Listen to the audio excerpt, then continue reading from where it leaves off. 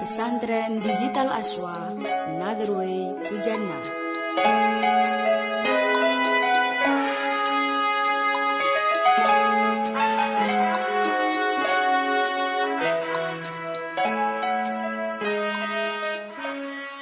Assalamualaikum warahmatullahi wabarakatuh. Bismillahirrahmanirrahim. Alhamdulillahilladzi arsala rasulahu rahmatan lil alamin. Wassalatu wassalamu ala sayyidil mursalin sayyidina wa maulana wa syafi'ina Muhammadin wa ala alihi wa sahbihi ajma'in, amma ba'd. Teman-teman santri digital yang berbahagia, alhamdulillahirabbil alamin.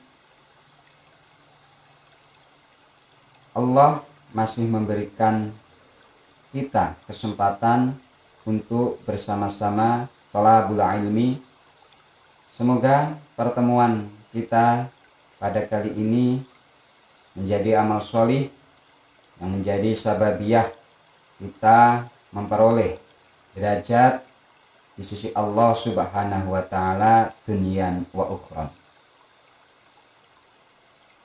Pada kesempatan kali ini masih kami lanjutkan beberapa riwayat peristiwa hadis tentang hasil ijtihad dari para sahabat pada masa Rasulullah masih hidup. Hadis Sayyidina Ali ibn Abi Thalib. Wa an Sayyidina Ali radhiyallahu an qala kana Abu Bakrin yukhafitu bisautihi idza qara'a wa kana Umar yajharu bi qiraatihi wa kana Ammar idza qara'a ya'khudhu min hadhihi surah wa hadhihi surah. Sayyidina Ali radhiyallahu an, atau biasa kita sebut karamallahu wajhah. Memang penyebutan Sayyidina Ali ini kadang selalu berbeda dengan sahabat-sahabat yang lain. Kita menyebut Sayyidina Abu Bakar radhiyallahu an, Sayyidina Umar radhiyallahu an, tapi sesampainya Sayyidina Ali bin Abi Thalib banyak juga yang menyebutkan karramallahu wajhah. Dalam sebuah riwayat, alasan kenapa Sayyidina Ali ada perbedaan dengan sahabat-sahabat yang lain. Karena sahabat Abu Bakar, sahabat Umar, sebelumnya di zaman jahiliyah ini pernah musyrik, pernah tidak benar jalannya. Kemudian Rasulullah diutus mendapatkan hidayah dan menjadi pengikut setia. Sedangkan Sayyidina Ali bin Abi Thalib diriwayatkan lahirnya saja di dalam Ka'bah dulu. Kemudian semasa kecil diasuh oleh Rasulullah dan istrinya yaitu Dewi Khadijah. Ini membuat Sayyidina Ali memang benar-benar bersih dari kecil karena diasuh di keluarga yang baik. Sehingga orang kalau memang ingin bersih, ingin karakternya baik, ini harus diasuh di keluarga yang baik. Sehingga hal inilah yang kemudian ditiru oleh ulama-ulama sholih, bahwa mengajari seseorang dari masa kecil itu akan lebih berhasil dan manfaatnya akan lebih bisa dilihat. Sehingga ulama khususnya di Nusantara ini banyak yang membuat pesantren-pesantren. Ini juga banyak yang merujuk dari peristiwa Sayyidina Ali yang diasuh oleh Sayyidina Rasulullah SAW dan Sayyidatina Khadijah al-Kubra alaihissalam. Kemudian besar Sayyidina Ali benar-benar belum pernah musyrik. Sayyidina Ali menjadi pribadi yang cerdas, berkarakter, berakhlak yang baik. karena memang sudah didikan dari kecil oleh Rasulullah.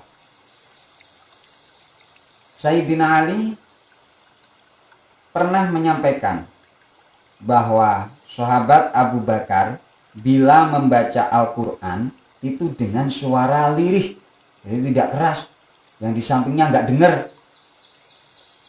cuman beliau sendiri yang dengar. Jadi suaranya tidak dikeraskan, tidak membuat orang-orang yang di sampingnya mengetahui kalau dia sedang baca Al-Quran. Sedangkan Sayyidina Umar bin Khattab itu kalau membaca Quran dengan suara keras, yang di depannya dengar, di sampingnya dengar, bahkan tetangga pun kadang sampai dengar suaranya Umar ketika membaca Al-Quran. Sedangkan sahabat Ammar apabila membaca Al-Quran mencampur surah ini dengan surah yang itu. Jadi kadang surat ini dibaca belum selesai, dicampur dengan surat yang lain, dicampur dengan surat lagi, dan seterusnya. Fadzukira dzalika linnabi sallallahu alaihi wasallam. Faqal li Abi Bakrin, lima tukhafitu? Qala inni usmi'u man unaji. Kemudian hal tersebut itu dilaporkan kepada Rasulullah sallallahu alaihi wasallam dari apa yang dilakukan para sahabat beribadah dengan cara-cara yang berbeda. Kemudian Rasulullah pun bertanya kepada Abu Bakar, "Ya Abu Bakar, mengapa kamu membaca Al-Quran dengan suara lirih?" Abu Bakar pun menjawab, "Allah dapat mendengar suaraku walaupun toh aku bacanya lirih. Tidak mengeraskan suaraku pun Allah mendengar ketika aku membaca Al-Quran. Jadi buat apa saya baca keras-keras?" Wa qala li Umar, lima tajharu bi qiraatik? Qal ufzi'u syaitan wa uqidul wasnan. Lalu Rasulullah bertanya kepada Umar, "Mengapa kamu membaca dengan suara keras? Sampai nek maca kok seru-seru. Bacanya kok keras-keras, itu kenapa?" Umar menjawab, "Aku membaca Al-Quran dengan keras ini untuk mengusir setan dan menghilangkan ngantuk. Jadi biar setan pergi dan supaya saya membacanya ini tidak ngantuk sehingga bisa lama dalam membaca Al-Quran." Wa qala li Ammar, lima ta'khudhu min hadhihi surah wa hadhihi surah? Qala atas mauni akhlitu bihi ma laisa minhu. Qala la, tsumma qala fa kulluhu thayyibun. Lalu beliau Rasulullah bertanya kepada Ammar, "Mengapa kamu mencampur surah ini dengan surat yang lain?" Ammar pun menjawab, "Apakah engkau pernah mendengarku mencampurnya dengan sesuatu yang bukan dari Al-Quran?" Rasulullah menjawab, "Tidak." Lalu beliau bersabda, "Fa kulluhu thayyibun." Semuanya baik. Artinya dari ketiga hal yang dilakukan oleh para sahabat, ya Abu Bakar, Umar bin Khattab, dan sahabat Ammar dalam membaca Al-Quran, ini dianggap oleh Rasulullah semuanya baik. Hadis riwayat Ahmad. Ketiga sahabat itu melakukan ibadah dengan caranya sendiri, berdasarkan ijtihadnya masing-masing, sehingga sebagian sahabat melaporkan cara ibadah mereka bertiga yang berbeda-beda itu. Dan ternyata Rasulullah membenarkan dan menilai semuanya baik serta tidak ada yang buruk. Dari sini dapat disimpulkan bahwa tidak selamanya sesuatu yang belum diajarkan oleh Rasulullah pasti buruk atau keliru. Buktinya ketiga sahabat ini melakukannya dengan ijtihadnya sendiri. Umar bin Khattab belum pernah bertanya kepada Rasulullah tentang hal ini, malah beliau yang ditanya. Begitu juga dengan Abu Bakar dan Ammar. Sehingga ketika kita melakukan hal tersebut mengikuti daripada apa yang dilakukan oleh sahabat yang dibenarkan oleh Rasulullah. Artinya hal-hal tersebut bisa kita kerjakan sesuai porsi kita. Kalau memang kita dibutuhkan untuk membaca keras, kita baca keras dengan mengikuti apa yang disampaikan oleh Umar bin Khattab. Kalau kita inginnya baca lirih, karena mungkin malam hari banyak yang tidur, ya kita baca lirih dengan mengikuti apa yang disampaikan oleh Sayyidina Abu Bakar, bahwa Allah tetap mendengar bacaan kita meskipun kita membaca dengan lirih. Inilah mengapa hal-hal tersebut